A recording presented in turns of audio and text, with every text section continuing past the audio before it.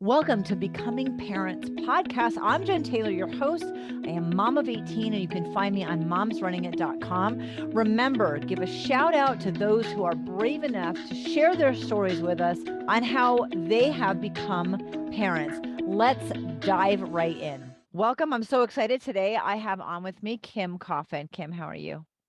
I am fabulous. Thank you so much for having me. I'm excited. This is a little bit unique, and I'm really glad that we're addressing some of the issues that you have bullet pointed in the show notes. So thank you for being willing to do that. Yeah, absolutely.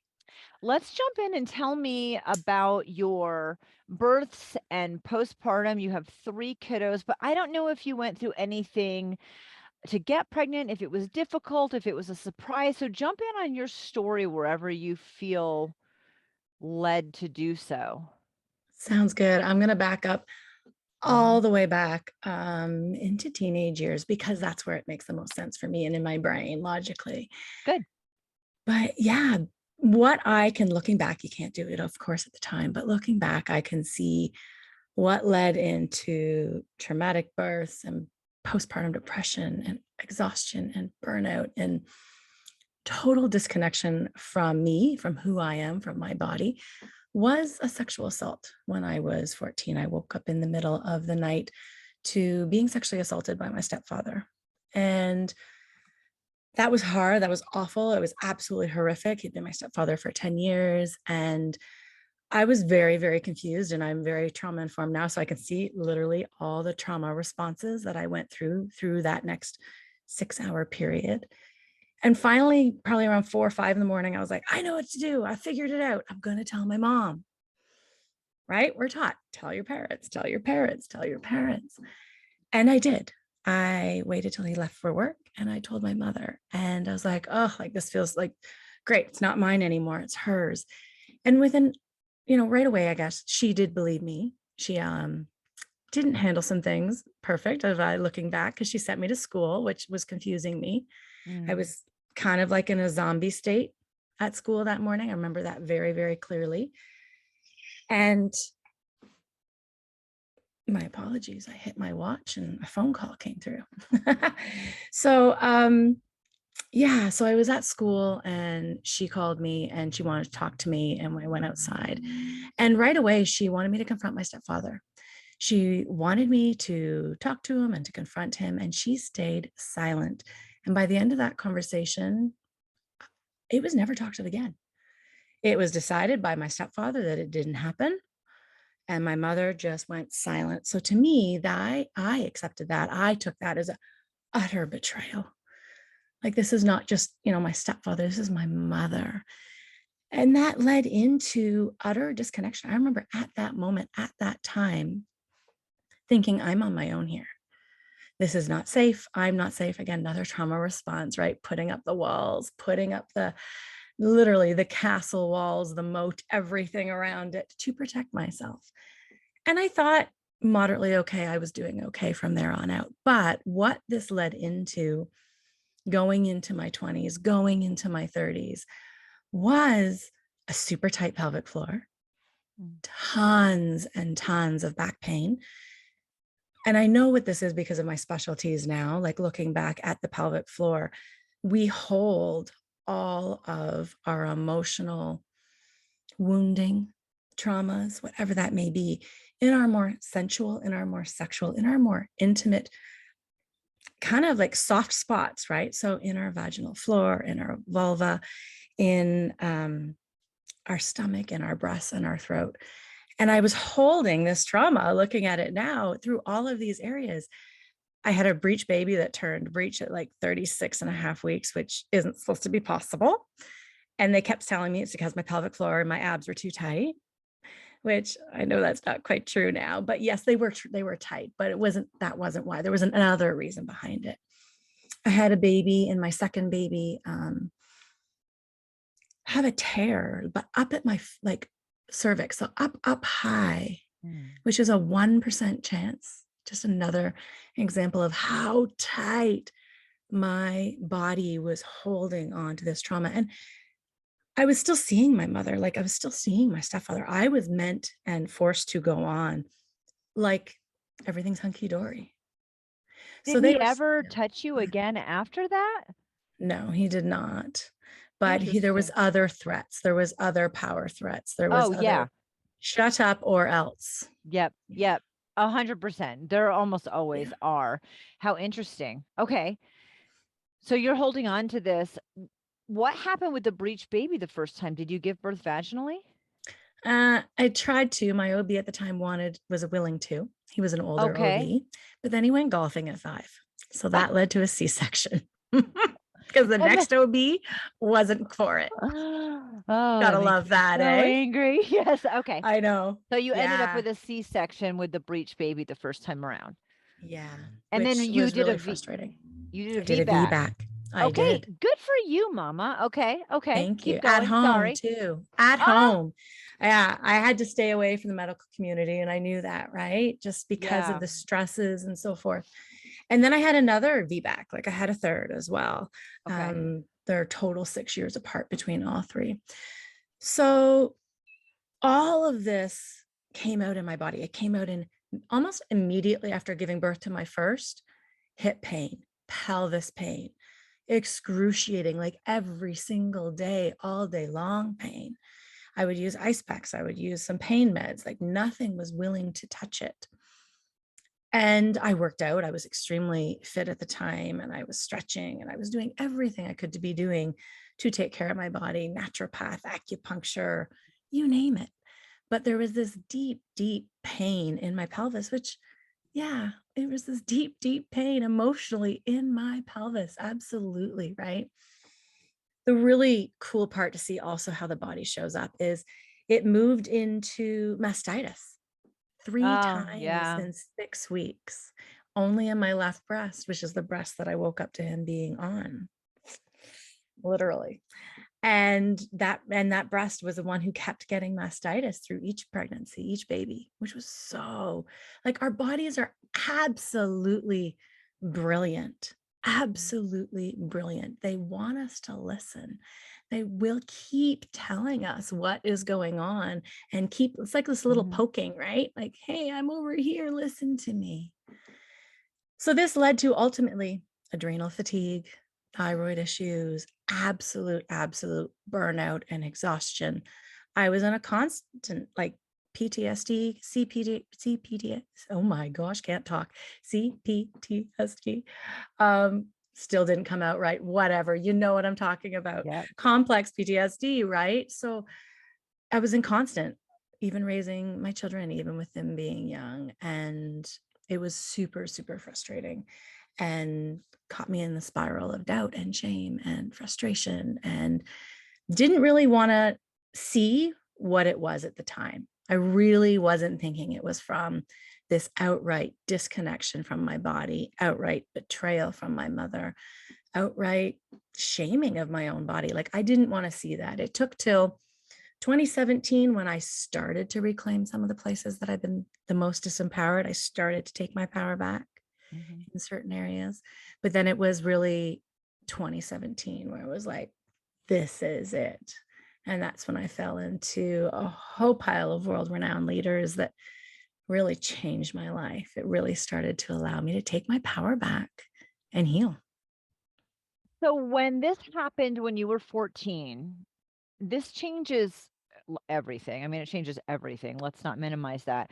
But your sexual experiences moving forward. So, from that time at 14 until that first baby, I don't know how much time has passed in between that. And what was sexuality just in general like for you and your relationship with your husband? So, plus, once you had that baby and you were being triggered, the first baby and the C-section, you're having pelvic pain.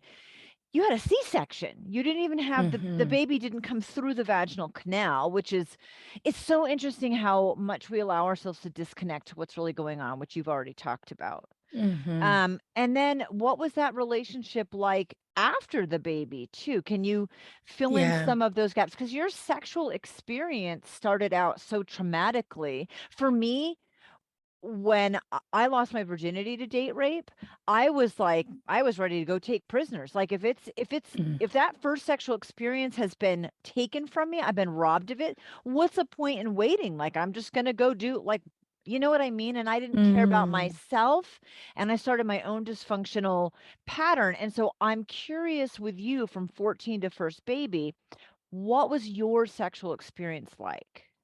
Yeah. Interestingly enough, so it was about 10 years between the two, between like first sexual Okay, experience and baby, got it. first baby.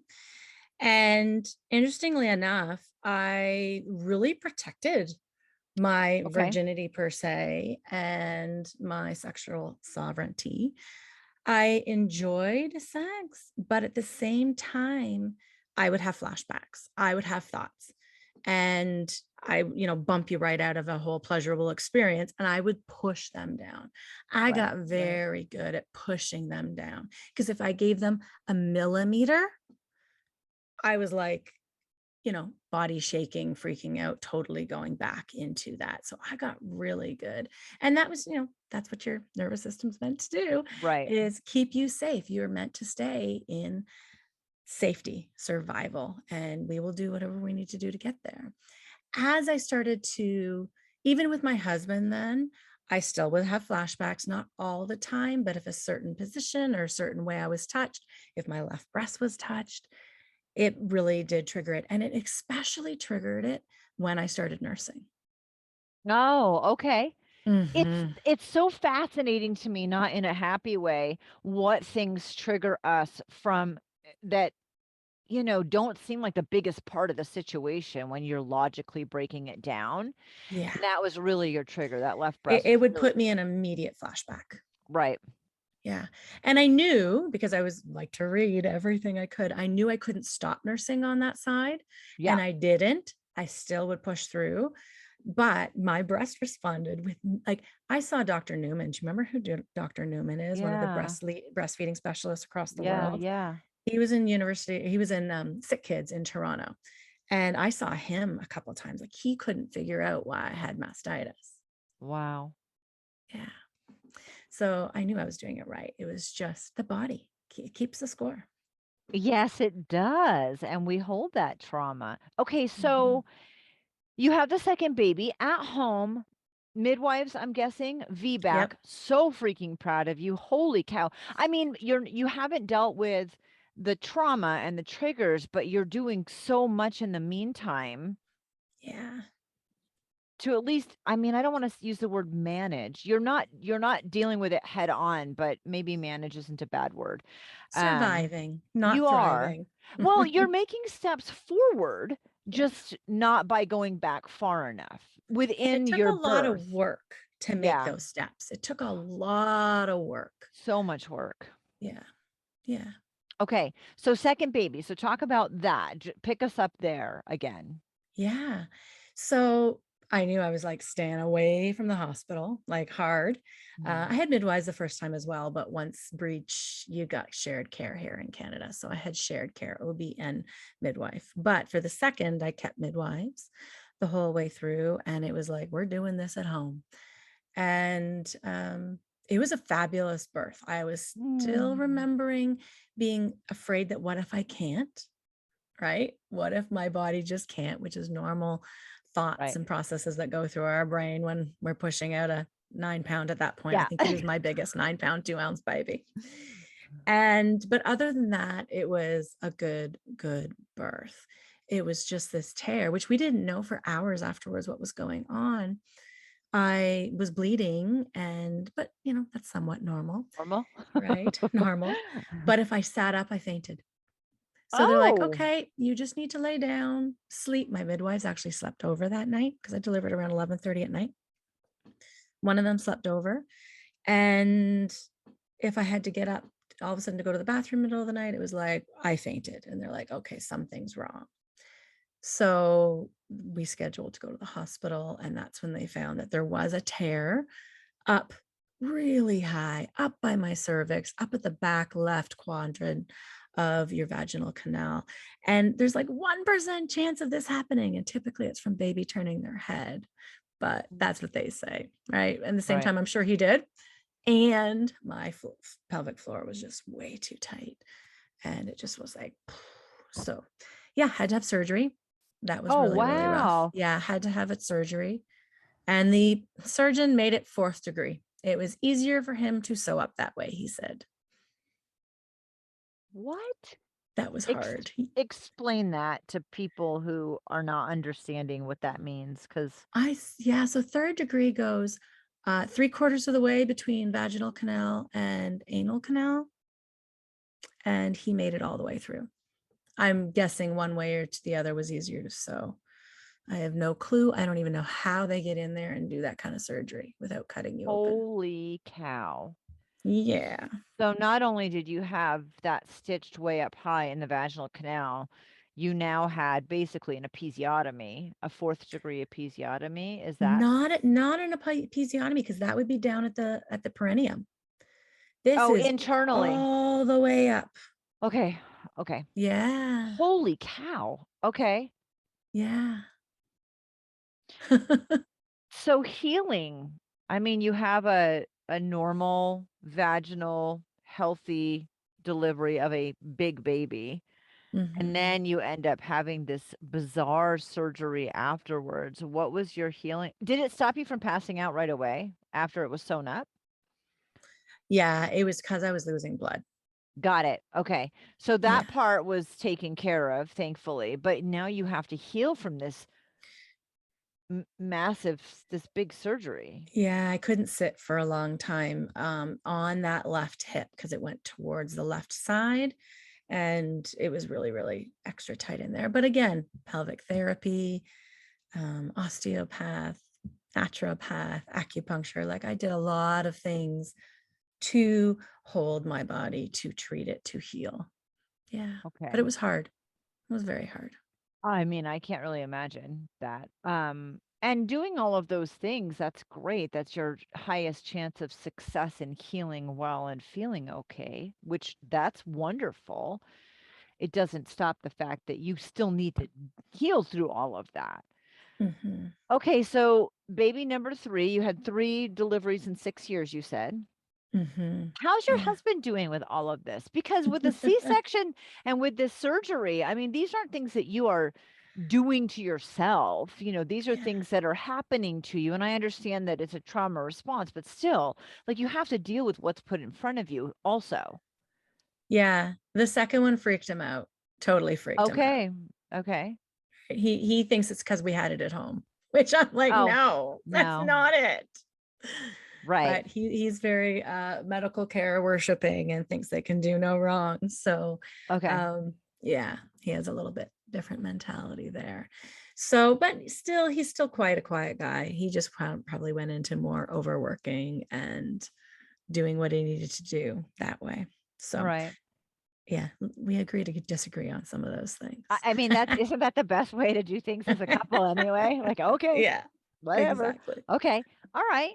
So baby number 3, and is your sexual relationship with him, you said it was good and there were lots of times. So there wasn't friction in that way? No, Great. no, there wasn't. And yet, now being a sexuality coach, like, Yeah. and knowing what I know and reclaiming the places I've reclaimed now, I was being a good girl. I was being the good wife. I was being Okay. the good mom, right? Yeah, So don't we all I do didn't, that? exactly. I didn't think it was being compromised, but I know a little differently now. Right. At the time though, with the information that you had, I mean, I would think until you're dealing with that trauma, you're dealing with what's in front of you, Yeah. what you're presented with, and that would still be hard. I mean, Yeah. Looking sex after back, childbirth is just can be difficult for people. You had yeah. traumatic deliveries. Yeah, and that part wasn't so hard. Looking back, Okay. though, there was a lot of stuck in my head. Like I was having sex stuck in my head Oh totally yeah. the Yeah. entire time. Or it was intoxicated sex, Mm, which is another way of numbing out, right? right. Right, because you relax, you're less inhibited. Okay. So baby, I think I'm done with all of my questions for up to No, now. keep asking. Baby number 3 happens and you have another home birth. Yeah, actually, I didn't have her at home. This is Oh, my first sorry. girl also. Okay. That's okay. Midwives, though. But Okay. by this point in the hospital, you can go into the hospital, shut the door, and no hospital staffs are allowed in with midwives. Oh, okay. And the midwife wanted me to, and she already had me the second one. And I was like, okay, whatever. Don't let them in. And we went to the hospital and did that. And it was a good thing we did because she was a code pink. She didn't breathe at birth. Good grief. You I know. go big or go home with you. Okay. 2 minutes later, the midwife's like, I think we should do a fourth. You seem to be getting this down really, really good. We just need to do it one more time. I mean, that's great. That's awesome. My labor was amazing. Okay. Amazing. I was in the zone. I had music playing in my own ears. I wanted everybody to shut up and go away. And at time of pushing, I was like, fine, you can talk to me now. It was a beautiful birth. Oh, Beautiful birth. good. Yeah. But baby's born.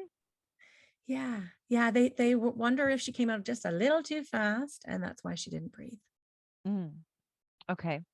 So you were there and they were able to help her. So that's assurance. I mean, like, Yeah. how is your body? After that one, great. Like that Oh, birth wow. was good. And, definitely a little tender sitting for the next few days, Well, right? Normally. yes. But that birth was great. I still kept getting some mastitis though on the left side. Now, you said 2017. You had to have at some point because your past trauma is just being continuously triggered at this point without you even putting that all together. How did you put it together? Yeah, there was something that happened when my daughter was born, being the last, her being, so that's 2006. Because the other two were boys, Okay. there was something different with having a girl. It made me like wake up to this, what the hell was my mother doing thought. It Oh, okay. it made me go like, what the hell?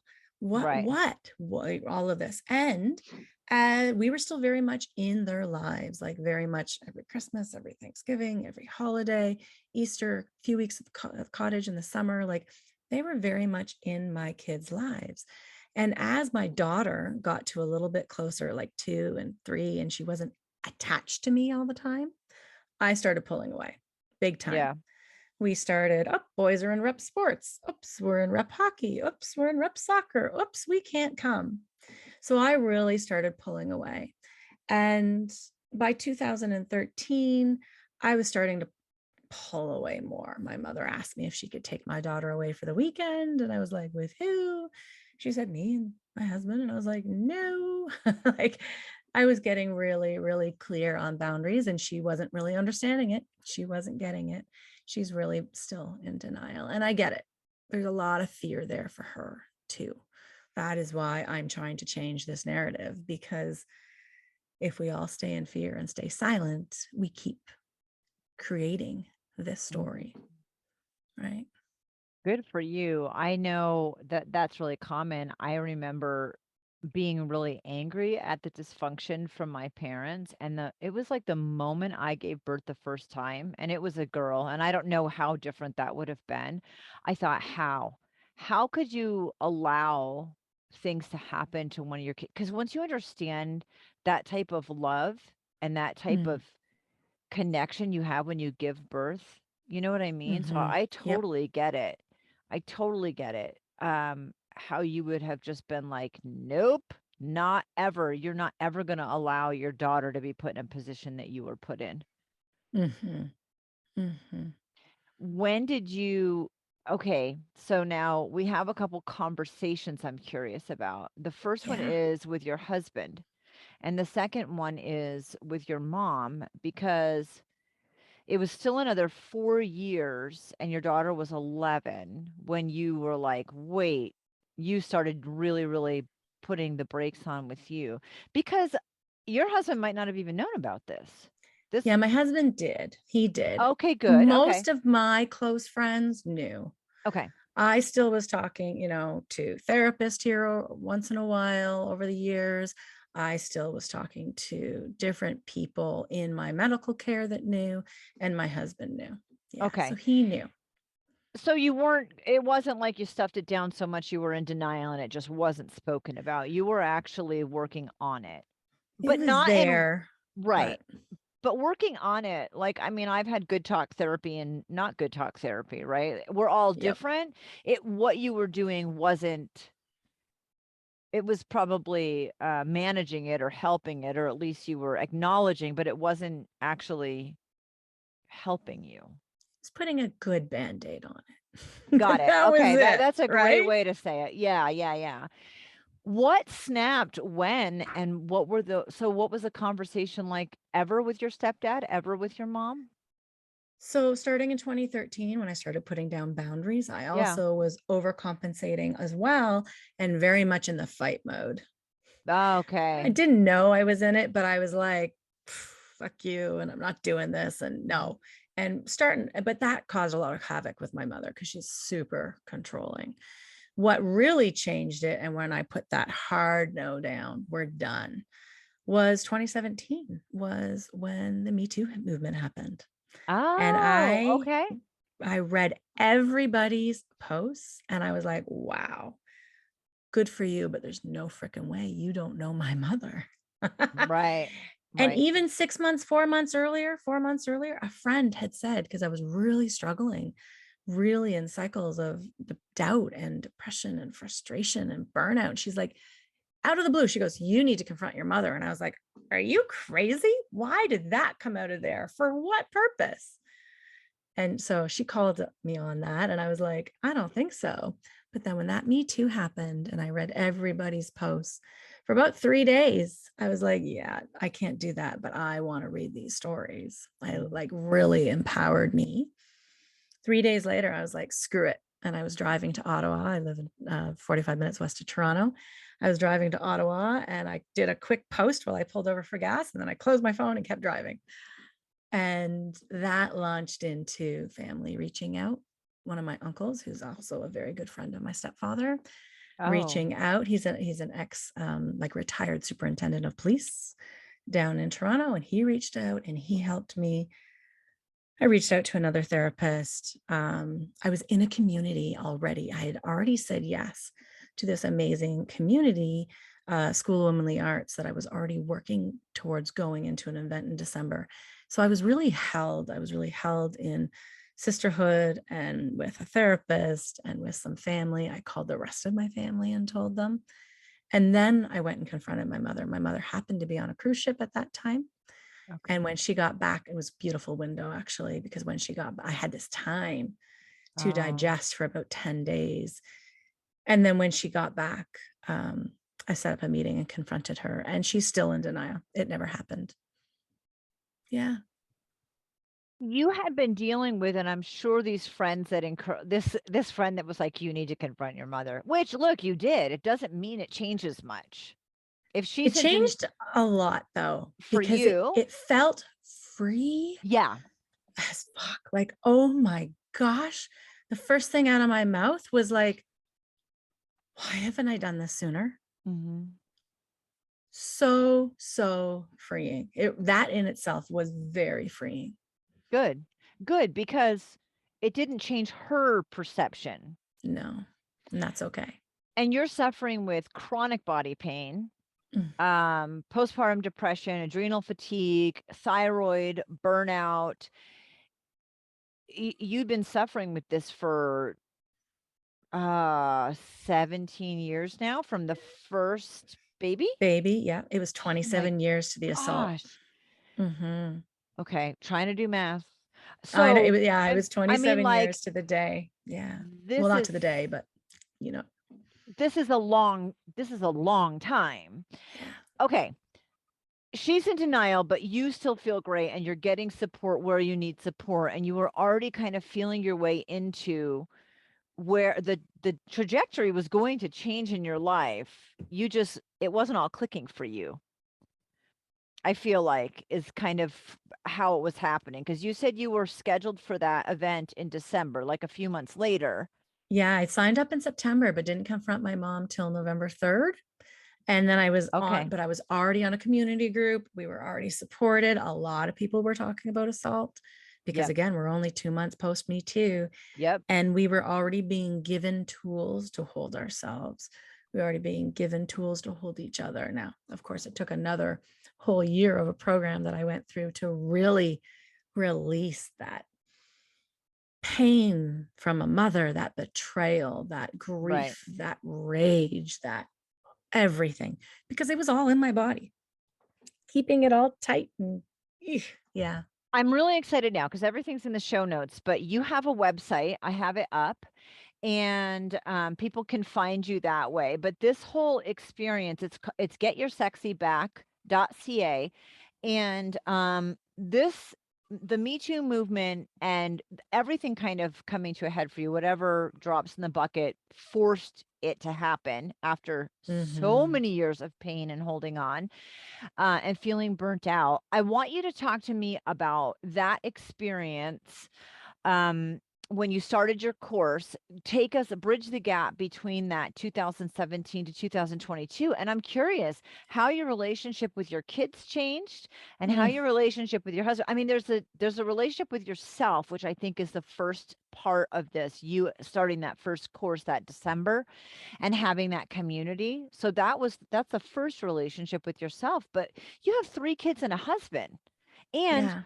you had set boundaries with your mom, and then what? What did that look like? Yeah, at the time I told her on November 3rd to call me when she finished digesting it all, we could talk. Okay. That moved into she's never called me since. Um, we sent Okay. Christmas presents December. She sent nothing. That moved into me by end of January, my daughter's birthday. Me messaging my mother and going, "What the hell? You cut me off, but you don't talk to your 3 grandkids anymore." So that moved into that. We've never heard from her since. It took me another 6 months to process that wound Wow. and to go and see now that, oh my gosh, we are so much better off than I even knew at the time. We do not need her in our life. There's a lot of toxicity there, way more than even this.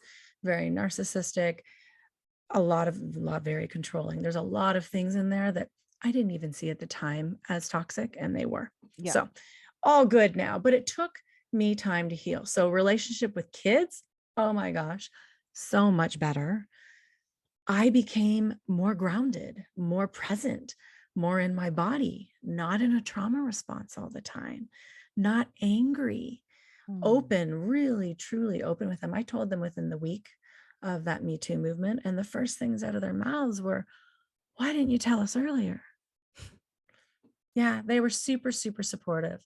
So 11-year-old, she was the youngest. Next would have been like 14-ish, give or take, about 2.5 years apart, and then 16-ish. Right. They were super, super supportive. They were like, that's why we weren't allowed to go to the cottage alone. That's why we weren't allowed to go do this. And they were like, why didn't you tell us? And I was like, I, I don't know. Couldn't, right? I Right. just couldn't at the time. So that became so much better. My husband, he was a little afraid of what kind of shitstorm I was going to create Yeah. doing this with my mother. He was more fearful of probably me, right? Making sure that I was okay. But it is the best damn decision that I have ever made. The best. Right. So The next was first going into thing 2017. Go ahead, please. Yeah, the first thing is your physical pain. You must have Mm. like so your relationships are getting better, right? And I understand your husband's fear and protection and concern for Mhm. you, you know. I mean, that's not a bad thing. Um, physically, you must have just like I can't even imagine just physically how much better you felt. Lighter was all I could describe. I felt like I'd taken a 50-pound backpack off my back that Right. I'd been carrying for 27 years. No contact ever with your stepfather. You never confronted him after that first Nope, time. And that's great. haven't. Okay. Mhm. Keep going with your relationship with your husband and your training because I'm Yeah. guessing your training directly impacted the relationship with your husband. Yeah. So what happened was that first weekend that I was in New York for an experience weekend, we started doing releasing work. We started doing a tool called swamping, which is using and releasing our emotional rage and grief and all of this through our body, and started with hip circles because you also mix it in with sensuality, because that is a woman's superpower. Our pelvic bowl has this inner brilliant wisdom, and connection is so, so powerful. So when you start doing these practices and tools and using your energy and releasing your rage and your grief and being held by other women, which is another key, because that's a big wound for me, obviously, with my mother. I noticed like my hips stopped hurting. I was like, what is going on? Like this pain just started to disappear. And I was like, this is crazy. That was my first noticing, Yeah. right? Yeah. And then I moved into another 6-month program, a deep one where we were working together between the weekends. And then we were going and doing 3 more weekends in New York, just deeper dives. That was with Mama Gina in School of the Arts. And then I started working with Layla Martin with the jade egg and doing more and more work there and learning how to release more de-armoring wise, more physically wise. And I continued to go deeper. Then I started studying with Layla Martin, and then I started training and became a sex, love, and relationship coach, female sexuality coach, tantric sex coach. And I play with all of this work. It's been the best thing in my entire life. It has changed my life. And now I get to help others change theirs. It is so amazing, so powerful. I love 100% of entrepreneurs. I mean, we are at our worst, we are our avatar, right? They're like, create your avatar. It's me at my worst is my avatar. And I love that when you focus on healing yourself and you find the things that worked, you want to turn around and make it faster, easier, and more supported for other women with similar struggles. Like that's what we do as entrepreneurs. I mean, Yeah. completely and totally. So now you have this whole business. So now let's do Yeah. a shameless plug for this business because there are women out there who have gone through trauma. Absolutely. I know I'm not alone. Unfortunately, this is Yeah. almost every single human story, woman or man, non-binary, it does not matter. We Right. are all sitting with these secrets and these weights and this shame in our Mm. body, and it's keeping us stuck, it's keeping us small. So yeah, I teach singles and couples how to reconnect to their body, how to reconnect to their pleasure, how to activate their turn on, and how to heal, like release that heartbreak and shame and reclaim the places that they have been most disempowered, which can go into voice and boundaries and truth and body and sexy, all of it. So all of these places, I show them how to reclaim all of this so that they can step into their unapologetic power. And can be in their parenting, in their relationships, Mhm. in their businesses, in their lives. It's all connected. It's all connected. Yeah. How we show up in the bedroom is how we're showing up in our life. Yeah. It is all connected. Yeah, Wow. it's so brilliant. I love it. Kim, thank you so much for sharing. I love the way our conversation went and we connected things. It was great. It was so great. I had so many questions for you today. And I really appreciate you sharing so unabashedly so other women can come forward less afraid because of your strength. So thank you. Mm, thank you. Thank you so, so much.